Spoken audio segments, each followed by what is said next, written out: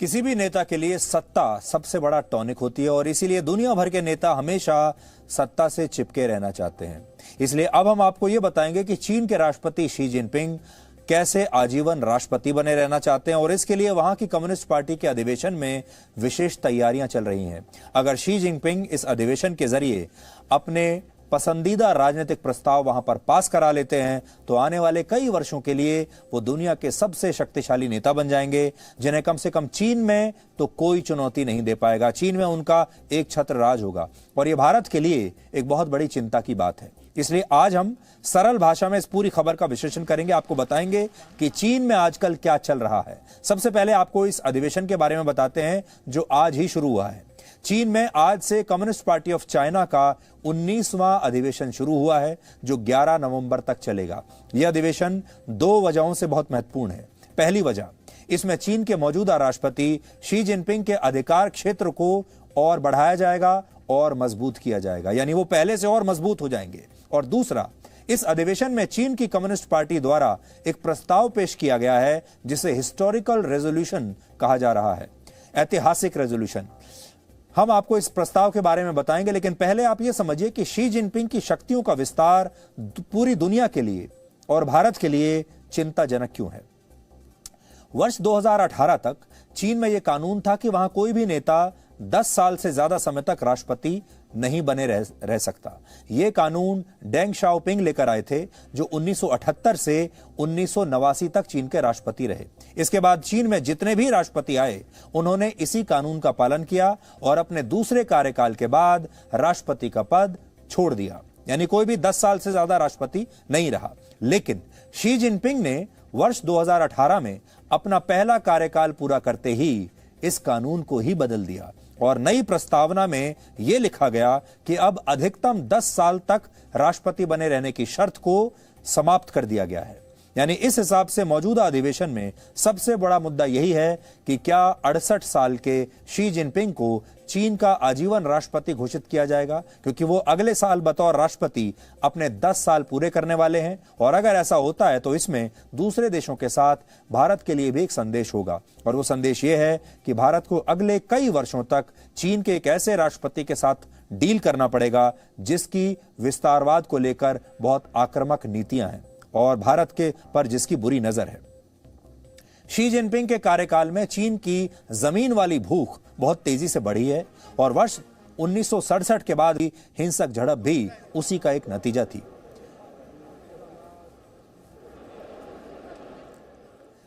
इसलिए आप ये कह सकते हैं कि अगर शी जिनपिंग को चीन का आजीवन राष्ट्रपति घोषित किया जाता है तो LAC पर सीमा विवाद काफी लंबे समय तक बना रहेगा। चीन के इतिहास में माओ त्से तुंग कम्युनिस्ट पार्टी के अकेले ऐसे नेता हैं जो 1949 से 1976 में अपनी मृत्यु तक चीन के राष्ट्रपति बने रहे, यानी आजीवन राष्ट्रपति रहे। और उन्होंने अपने कार्यकाल में न सिर्फ चीन की कम्युनिस्ट पार्टी का भविष्य तय किया, और माओ त्से तुंग ने एक बार यह भी कहा था कि power grows from barrel of a gun, यानी सत्ता बंदूक की नली से निकलती है। और आज 70 साल बाद भी चीन की कम्युनिस्ट पार्टी और राष्ट्रपति शी जिनपिंग माओ त्से तुंग की इसी टेम्पलेट पर, इसी फॉर्मूले पर काम कर रहे हैं। इस समय भारत और चीन के बीच पूर्वी लद्दाख में LAC पर जबरदस्त विवाद है। इसके अलावा चीन हाई ऑल्टीट्यूड वॉरफेयर में तिब्बत के लोगों की भी मदद ले रहा है और सीमा के पास इंफ्रास्ट्रक्चर को भी बहुत मजबूत कर रहा है। ये सारी गतिविधियां इसी बात का संकेत हैं कि शी जिनपिंग आने वाले भविष्य में चीन को किस दिशा में लेकर जाना चाहते हैं। आज जो अधिवेशन शुरू हुआ है इसका दूसरा बड़ा पॉइंट यह है कि इसमें पास हुआ जो ऐतिहासिक रेजोल्यूशन है वो बहुत महत्वपूर्ण है। इस प्रस्ताव से यह तय होगा कि इसी साल अपने 100 वर्ष पूरे करने वाली चीन की कम्युनिस्ट पार्टी का भविष्य क्या होगा, यह पार्टी कैसे काम करेगी, इसके क्या उद्देश्य होंगे और दुनिया में चीन की कम्युनिस्ट विचारधारा का विस्तार कहां तक होगा। और सबसे बड़ी बात यह, सब कुछ शी जिनपिंग की इच्छाओं के अनुरूप ही तय होगा, जिससे चीन के कम्युनिस्ट शासन में तानाशाही और बढ़ जाएगी। सरल शब्दों में कहें तो चीन का मतलब होगा शी जिनपिंग और शी जिनपिंग का मतलब हो जाएगा चीन। चीन के इतिहास में ऐसा पहले भी हो चुका है। पिछले 100 साल में चीन की कम्युनिस्ट पार्टी कुल 2 बार ऐसे प्रस्ताव लेकर आई है। पहला प्रस्ताव वर्ष 1945 में आया था, जब चीन में नेशनलिस्ट पार्टी की सरकार थी, और इस प्रस्ताव के 4 साल बाद ही वर्ष 1949 में चीन में कम्युनिस्ट पार्टी का शासन आ गया था। और दूसरा प्रस्ताव वर्ष 1981 में आया था। तब तत्कालीन राष्ट्रपति डेंग शाओपिंग इस प्रस्ताव को लेकर आए थे, जिन्होंने माओ त्से तुंग की आर्थिक नीतियों को पूरी तरह से बदल दिया था। यह उसी दौर की बात है जब दुनिया भर में मेड इन चाइना का प्रभाव बहुत बढ़ा और दुनिया में चाइना जो है वो एक मैन्युफैक्चरिंग हब बन गया। कुल मिलाकर कहें तो चीन की कम्युनिस्ट पार्टी के इतिहास में इस तरह के प्रस्ताव बहुत महत्वपूर्ण होते हैं, क्योंकि ये न सिर्फ चीन को ऐतिहासिक रूप से प्रभावित करते हैं बल्कि बाकी देशों पर भी इसका गहरा असर छोड़ते हैं। चीन की कम्युनिस्ट पार्टी की 2 बड़ी ताकतें हैं। पहली ताकत है चीन की अर्थव्यवस्था, ये एक बहुत शक्तिशाली इंजन है, और दूसरी उसकी बड़ी ताकत है राष्ट्रवाद। लेकिन इसमें जब अर्थव्यवस्था की ताकत कमजोर पड़ने लगती है तो चीन सत्ता पर नियंत्रण के लिए आक्रामक राष्ट्रवाद को अपनाता है। तो जैसे जैसे आपने नोट किया होगा, वहां क्या जो अर्थव्यवस्था है उसमें जब कमजोरी आ रही है तो वैसे वैसे चीन में राष्ट्रवाद को बढ़ावा दिया जा रहा है और राष्ट्रवाद के नाम पर वहां मनमानी हो रही है। और इस बार भी ऐसा ही हुआ।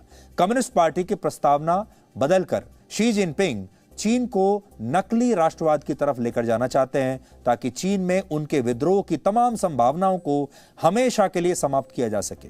लेकिन सच यह है कि चीन के राष्ट्रवाद की भावना और उसकी अर्थव्यवस्था दोनों ही अंदर से बिल्कुल खोखली हैं, जिसे आप इन आंकड़ों से समझ सकते हैं।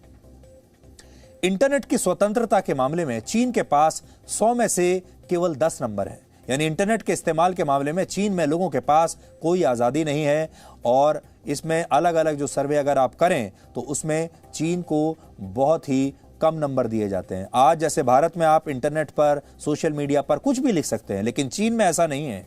ह्यूमन डेवलपमेंट इंडेक्स में चीन 85वें स्थान पर है। चीन भले ही अपने आप को सुपर पावर कहता हो और दुनिया की बड़ी अर्थव्यवस्थाओं में उसकी गिनती होती हो, लेकिन आप सोचिए ह्यूमन डेवलपमेंट इंडेक्स में बहुत ही नीचे है।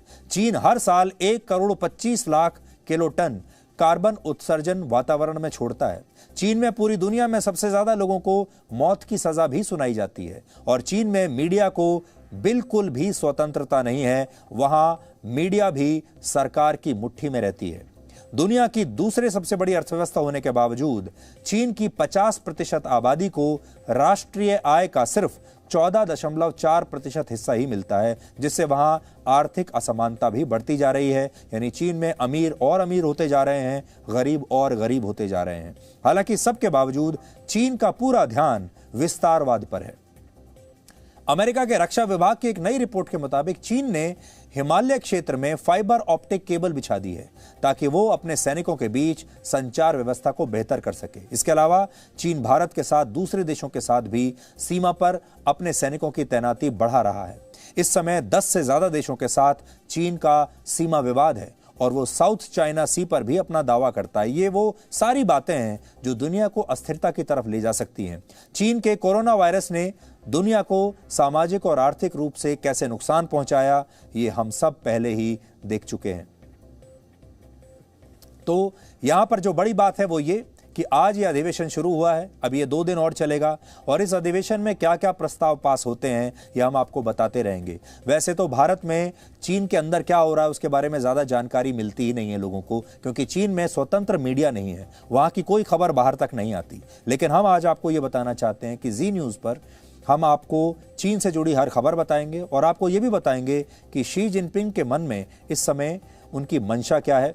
अगले साल उनका ये टर्म खत्म हो जाएगा, इसके बाद वो एक और एक्सटेंशन लेंगे, क्योंकि उन्होंने उस पुराने कानून को समाप्त कर दिया है, और वो अगले 5 साल तक और राष्ट्रपति बन पाएंगे, और फिर वो एक और एक्सटेंशन भी ले पाएंगे। मतलब ये है कि 68 साल के जो शी जिनपिंग हैं वो अब चाहते हैं कि वो अपनी मृत्यु तक आजीवन चीन के राष्ट्रपति बने रहें, और पूरी सत्ता वहां पर एक ही व्यक्ति के हाथ में हो, और वो शी जिनपिंग होंगे।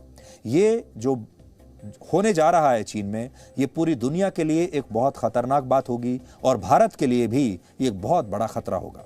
Presenting B News app available on Google Play and App Store. Download it now.